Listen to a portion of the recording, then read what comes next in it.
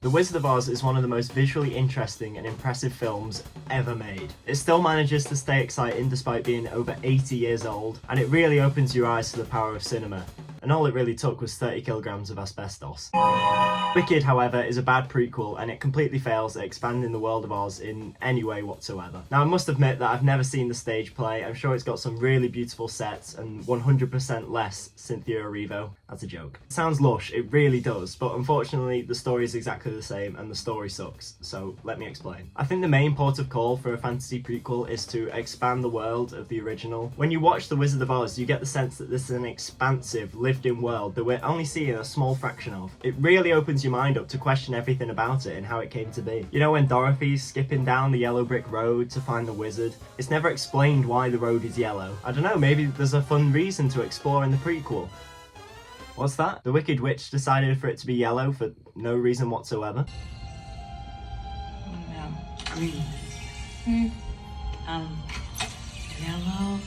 Okay. You make the world feel 1,000 times smaller if you have every idea originate from the same, 5 characters. Not every aspect of this world even needs to be explained at all. Whatever happened to just letting the audience think things up for themselves? When Luke Skywalker was looking for the great Jedi Master and stumbled upon Yoda, it was a very clever subversion of expectations. And it's funny to imagine how this little green frog muppet was ever a Jedi Master.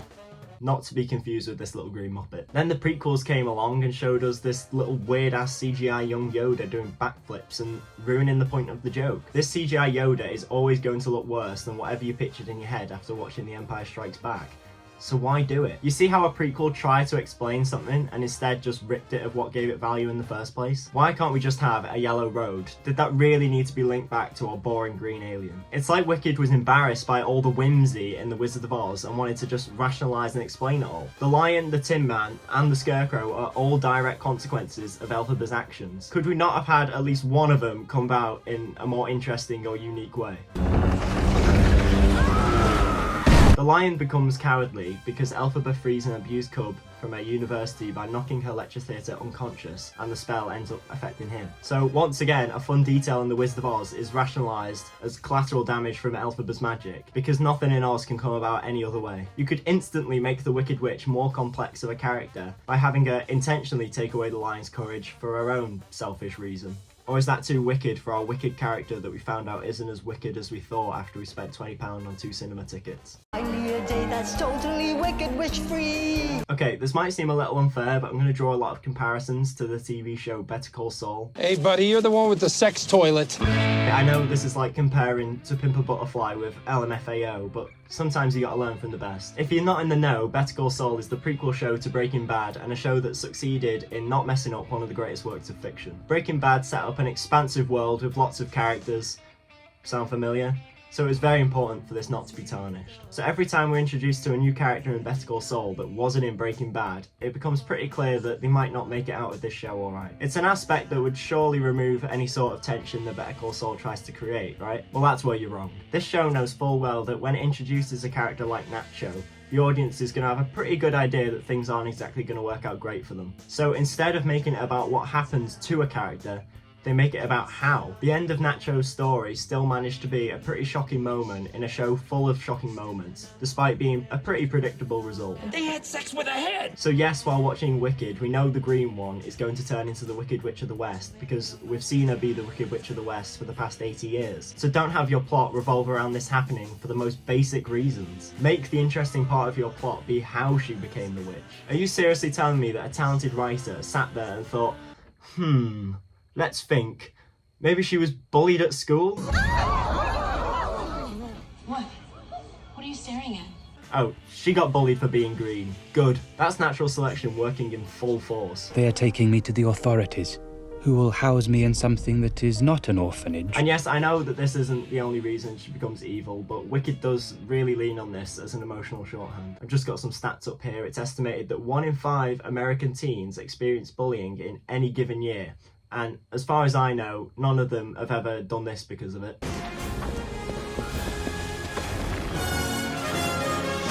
Okay, that might be a bit of hyperbole on my part. There were a few more reasons why she became evil. She does actually know that the Wizard of Oz is secretly a scam artist, but she doesn't really get any opportunities to tell anyone, so what was the point of that? But whoever wanted nuanced characters anyway? Don't bother giving the Wicked Witch of the West any conflicting morals, just make her correct about everything and misunderstood. It doesn't make for a very interesting script when your hysterical character ends up being right about everything. It just makes it shouting exposition. Tragic characters are compelling because they make bad decisions. Why not have her take her beliefs too far so she has a reason to be viewed as evil? It's just right about everything and it's so annoying to watch. It boils down what could have been a complex story, which they certainly had the runtime for, into wizard equals evil, morrible equals evil, alphabet equals correct about everything. It sounds like it was written by Cleverbot. Saul Goodman is a side character in Breaking Bad that doesn't really get fleshed out in any major ways. He's the goofy lawyer who gets the characters out of some impossible situations, but that's about it. Just call anonymous. You call anonymously!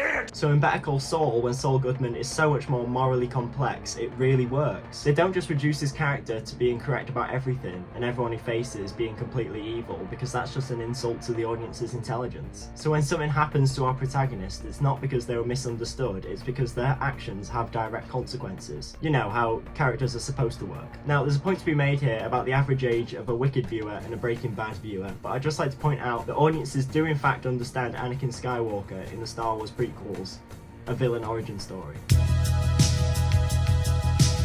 Better Call Saul had 50 hours of television to not accidentally contradict, and for the most part they did a pretty good job. There's some minor discrepancies, like the actress of Kaylee being a bit too old for what a character realistically should be. But it's never anything as egregious as the Wicked Witch of the West being in a secret love affair with the Scarecrow.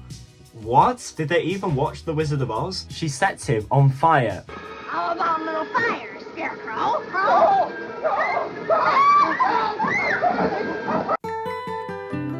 What about this screams secret love affair? Well, you only need the light when it's burning low. You're not recontextualizing the original film, you are just breaking it.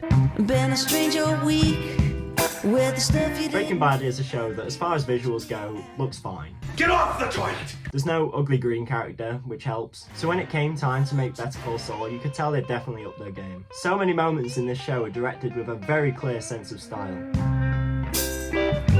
So when you take one of the most uniquely visual films from 87 years ago, it should probably be a sign that you might want your prequel to be just half as visually interesting. Did it not occur to anyone working on these films that maybe every shot in The Wizard of Oz wasn't a character standing in front of a window for a reason? Is it not maybe an intentional decision to not do such a thing because it ends up looking like this? Look up any picture of a film set and I can guarantee that they have all the lights behind the camera, because that's what 100 years of filmmaking has proven looks good. The only colourful scene in the entire 5-hour runtime of these films is achieved by dizzying, colourful lights all over the screen. This is no substitute for how great they made a film look in the 1930s. It wasn't the fact that it had colours that made The Wizard of Oz so beloved, it was how it used the colours. When the film transitions from sepia to colour, it feels like we're seeing colour for the first time again. This scene makes me never want to see colour again. It's like they were just trying to tick all the colours off a checklist because the original is so famous for its colour.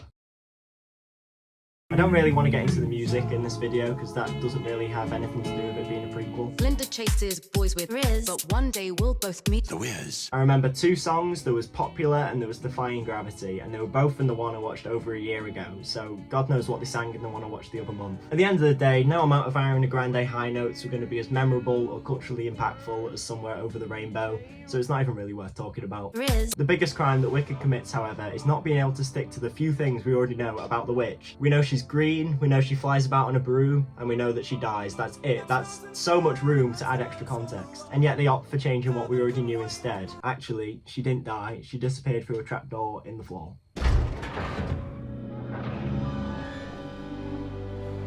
What? They will think you're dead. Sierra? Brilliant. After two films of magic, political scheming, and spectacle, this is the cleverest, most foolproof plan she really could have come up with. Okay, I think that's enough ranting for one video. If you have any counter-arguments, feel free to email them directly to Cynthia Erivo. I hope you have a wicked time, and I'll see you when they inevitably release a prequel for Wicked, where the wizard gets conceived.